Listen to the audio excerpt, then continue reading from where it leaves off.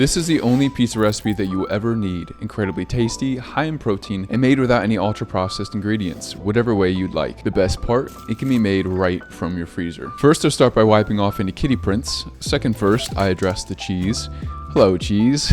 Part skim mozzarella does a good job of making things cheesy without adding too many extra calories. I'm shredding this entire 1-pound block now because, well, you'll see. No cheesy goodness will go to waste. I set my oven to 500 degrees Fahrenheit, 260 C, and let it preheat while I make the dough. I like to use both whole wheat and all-purpose flour. The addition of whole wheat flour adds a bit of flavor and modestly lightens the glycemic load. 100 grams or about 3/4 cup of whole wheat, 300 grams or about 2.5 cups of all-purpose flour, a 1-to-3 ratio. To leaven the dough, I'm using baking powder, 25 grams or about 5 teaspoons in total. That's about 5 grams or 1 teaspoon per pizza. Salt, 6 grams or about 1 teaspoon should do, and whisk to break up any clumps and evenly distribute the ingredients. Here comes the curveball. Cheese. This is how I use the entire pound of mozzarella without putting too much on the tops of the pizzas. 100 grams or about 3/4 cup in the dough leaves enough to make the topping just right while adding a little extra flavor and fat to the crust. Binding this dough together is the high protein goat, coming in at almost 20 grams of protein per serving. That's why he's the goat!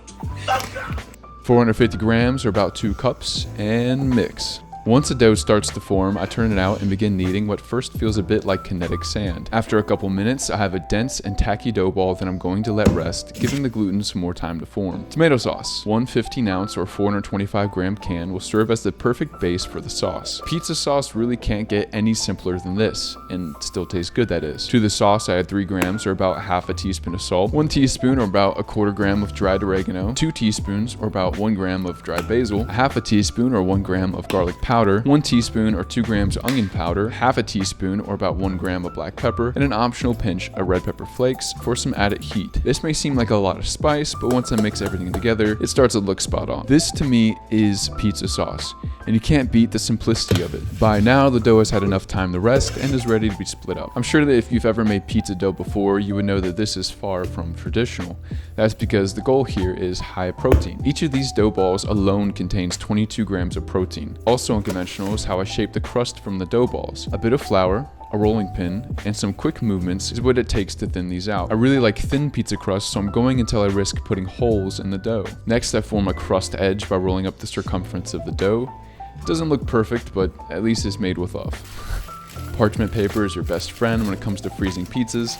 A dusting of flour would work too, but not nearly as well as this stuff does. Normally when I make this recipe, I freeze 4 of the pizzas and eat 1. This time around, I'm eating 2 and freezing the other 3. It's for the video. Next, I layer on the sauce. It's hard to overdo it with this style of crust. Too little and the pizza turns out dry. Using the mozzarella from before, I'll cheese these up. 70 grams or a little more than a half a cup of mozz makes for a perfectly cheesy pizza, but this is only the base for what's to come. Whenever I make this recipe, which is probably too often, I always make sure to include a few pepperoni pizzas. This turkey pepperoni maintains much of the flavor the full fat alternative has, while being a little more macro friendly. 17 of these slices adds an extra 10 grams of protein to an already 44 grams of protein cheese pizza. Okay, but what if I wanted sausage? Look, I got you.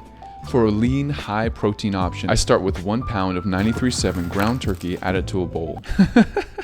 Every time, man. Add in 6 grams or 1 teaspoon of salt, 2 grams or half a tablespoon of rub sage, 3 grams or 1 teaspoon of white pepper, 1.5 grams or half a teaspoon of fennel seeds, 1 gram or 1/4 teaspoon of smoked paprika, I finally have it, and 1 to 2 cloves of minced garlic. I then mash all of that together until thoroughly combined, and I turn it out onto a pan or skillet set to medium heat. You might have noticed that the sausage and dough recipes that I use in this video are based on the breakfast sandwich video that I have on my channel. Check that video out if you haven't yet. Cut and flip once the color starts to show and juices form on the top surface of the meat. Look at that browning. After a couple minutes on the other side, I start breaking up the meat, and once fully cooked, I set aside. About 1/8 of this sausage adds nearly 11 grams of protein for only 85 additional calories. But I must add pepperoni.